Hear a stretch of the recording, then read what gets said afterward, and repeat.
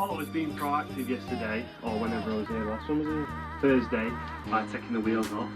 Completely forgot that I've got all my tools outside that are in my other garage that I want to bring in here to crack on doing this.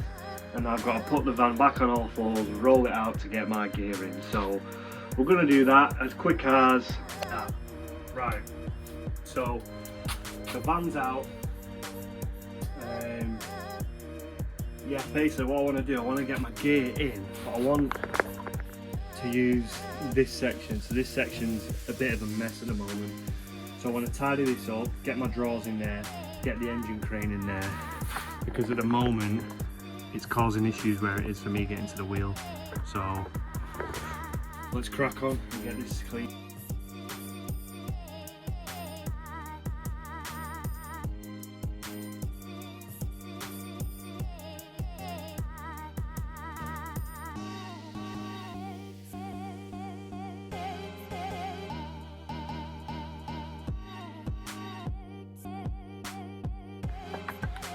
Here we go. So the van is in. Yeah, we've got, I mean, got plenty of space down that side. Plenty of space down that side. That'll be back on probably not too long. Well, I say that, but it'll basically, today I'm going to strip the subframe, obviously hopefully take the rear axle off, basically just get it not bare underneath because I've got a fuel tank to drop and all that sort of jazz, but get it pretty much you know, there or thereabouts. The plan now is obviously strip underside, all that sort of jazz, but make it easier, it gives me a bit more light, and they're coming off anyway because I want to see what rust is in and around. So the bonnet, I'm going to take the bonnet off, take the wings off, put them to one side, and then like I said, we'll start stripping the underside. The subframe is literally 4 bolts, I'll show you further along, but 2 in the back, 2 in the front. Obviously you need the suspension of the hubs, so yeah, we'll get that. And that's going back to Chris because it's no use for me, and it's pointless having it sat outside, so yeah, that's going to go back to Chris. But yeah, let's get taking the bits off. If you're looking at starting to strip a car to rebuild eventually, you're going to lose nuts and bolts, it's inevitable. But the best way to keep on top of them, I've found, for me personally, is just putting them in a tub. So like, I'll get a smaller tub than this, but I'm just using this as an example. For the wings, the bonnet, the tabs for the inner arch liners and stuff like that are all going to go in one tub, and then I can put that tub to one side, and then I know, right, when I'm going to build the wings back up and put the bonnet back on, I've got this tub to one side. So that's the best way. So if you're gonna get into a restoration, you're gonna have a lot of late nights, so you're gonna be ordering a lot of takeout. Get onto your local Chinese, they've got tubs. These ones, I don't know where the bases have gone to them, but mate, they're keeping me in business. These ones, they're the dog's bollocks, mate. The Chinese constantly, not the Chinese, well, it might be the Chinese, but the Chinese chippies supplying car people since 1985. That's the one. And another one, put your tools away, put your tools back, put them back in the box. When I first started, you get, well, there's no time scale on this, but when time is of the essence and you're trying to get shit done, I just had tools everywhere, because I was like, right, jump on this job, right, I need this, I need that, I need this. But it just takes everything longer, because once you've got everything out, you can't find anything. And yeah, so make sure you're putting them tools away. I'm watching you. So at this point, I was just basically removing the nuts off the bonnet, and then this happened. There was a retaining clip on the other hinge that had previously been removed, which caused it to drop. Luckily there was no damage to the bonnet, so that's a bonus, but yeah, not ideal when you've only just started and the project's trying to kill you already. Right, I want to show you what has just happened, right? So these are the bonnet hinges, 2 10mm bolts. Bob's your uncle. Different setup than the 5, but similar, because this is a phase 2. What's happened is, obviously you can see there, I didn't realise there should have been like maybe a retaining clip. You can see that just on there. Obviously these are missing because the lad started stripping them, but it just fell off. The bonnet just fell off. So I mean, yeah, luckily we saved it. Yeah, I mean we saved it, so it's not too bad, but yeah. What a great start to stripping.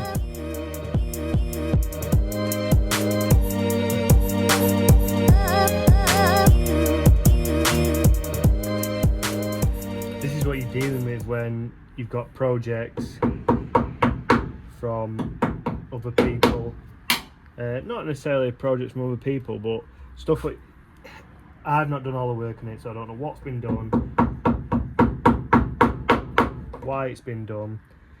I'm not saying get a project and then start stripping it and do a full restoration on it, but for me personally, when I started doing the Renault, it wasn't the previous owner that I got it off, it was the owner before that. Didn't necessarily treat it with good care, and some questionable stuff had been done to it. So I just wanted to make sure that, you know, I was happy with the way the car was and what was going to get, and with the way I drive it, I wanted it to be top notch, you know. So I don't know what that was. It looks like seam sealer or something, some sort of, I don't know, filler. Do you see that on camera? So it's out anyway. Let's crack on. So removing the wings dead easy. You've got these bolts along here, which are 13s, and then, oh, is that one drilled in? Let's have a look underneath here. And then you've got these that'll need drilling out. There should be some underneath here. Yeah, one, there's normally 2 on the 5s, there's one there, and then there's one behind here, but you need the door open for that, so I'll show you that in a bit. So yeah, let's crack on and get these stripped.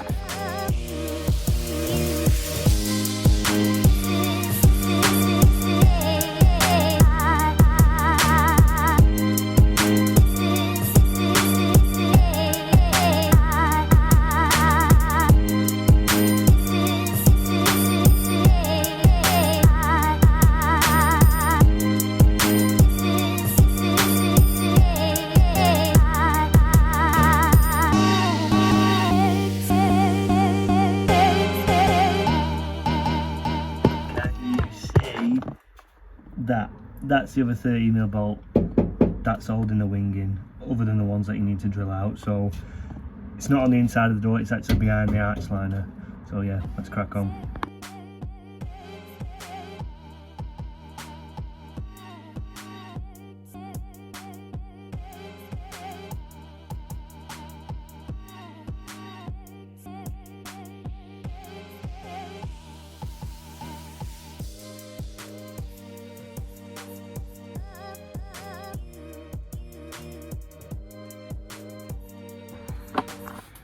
One wing is off. Harder than I thought. The wings on the 5 must have previously been off. These have obviously never been removed. So, as I previously said, you've got all your bolts along there, one down by the door, and then a few that you need to drill out. But what I didn't realise was they're all, I don't know, seam sealed, like a bit of a, I think it's a seam sealer. I'm not too sure what it actually is. But anyway, that's what keeping the wing on. These two weren't too much of an issue. It was this one down here. Get a better view there. Yeah, ball it basically. I couldn't get my grinder in there. I couldn't get my drill in there to like drill it through. I didn't want to start going hammer it with a chisel yet. But basically I just got my soldering iron out and set it up, and just, yeah, jabbed it, went along, just loosened part of it up so then I can go at it with a chisel and not ruin anything.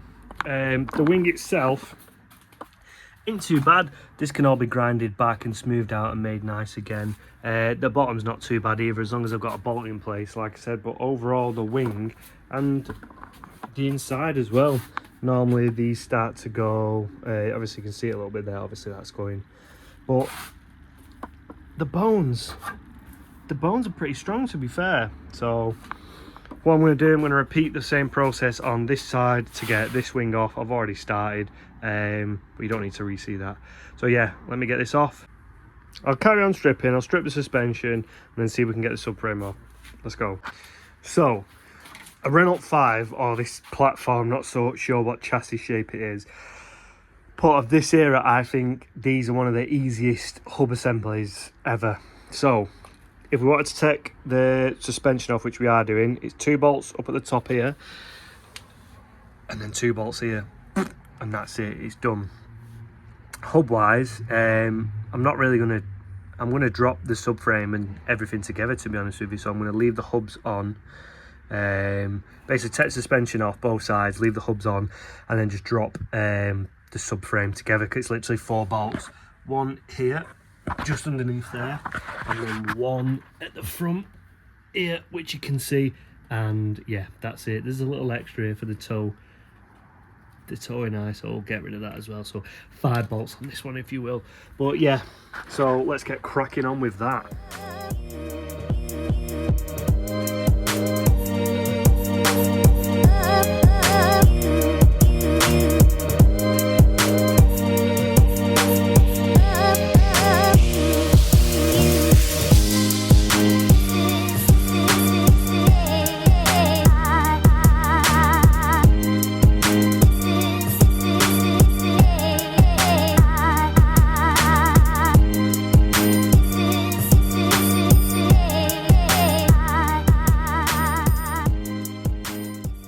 And that is the suspension out. Like I said, hub assembly is, oh mate, it's beautiful on these, them 2 bolts. If you wanted to get the actual hub off itself, them 2 bolts of suspension, steering rack, one underneath, that's pretty much it. But yeah, let's move on to the other side. Again, I'm not going to show you that because you've already seen this one. Let's crack on. Right, it's time to take the subframe off. Suspension's out. Shit, that reminds me, I need to do the brake lines. Good job I did that. I was about to take the subframe out. So I'm going to disconnect the brake lines from the front, and then we can drop it. Everything else is out. So let me just do that quick. Everything is now disconnected, no cables, no nothing. So the subframe should come loose nice and easy. As I'm saying that, I've just realised that the gear selector is still attached. So we'll snip that while I'm here. There's 2 16mm at the front, 2 18s at the back.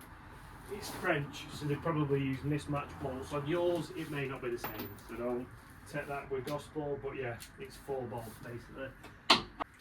So there's like a nut on top and then like a retaining clip to keep, so basically you don't have to get a spanner in there, but it's skipping the clip.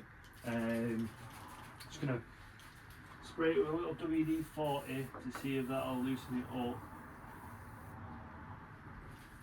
I'm hoping it does, but I can't really get to the other side. Can you see it in there? So that retaining clip is just spinning. That's the issue we're having. So I'm hoping I can try and jam something in there, but if not, I can bend it down and get a spanner in there. That might be the best option. Now that this is removed, we've got a bit more space. So let's have a butcher's. Right. I'm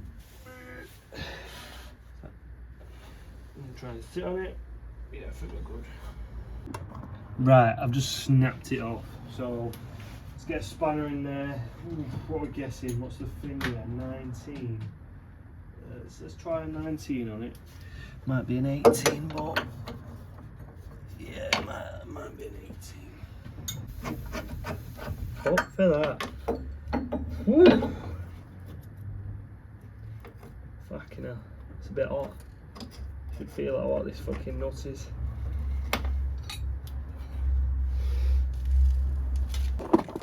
to explain what happened there then. So this nut, or nut and bolt, the threads rust over time. Look at how, it's hard to tell on camera, but they're noticeably thinner than these, and then the inside you can see where the rust sort of almost done a new thread on the nut, so probably going to need new ones of them. I'm going to crack on with the other side, hopefully it doesn't take half as long, and then we can get the subframe out. See you shortly. That left on side one was a breeze, it just out. That one couldn't. So let's have a little bit of a crack at this. So special about that place, even your emotions and an echo, there's so much grace. Everything goes in, everything goes in. Just take it down slowly, ladies and gents. There's no need to rush, we've got plenty of time. We don't want to damage anything, so like I said, just take it nice and slow.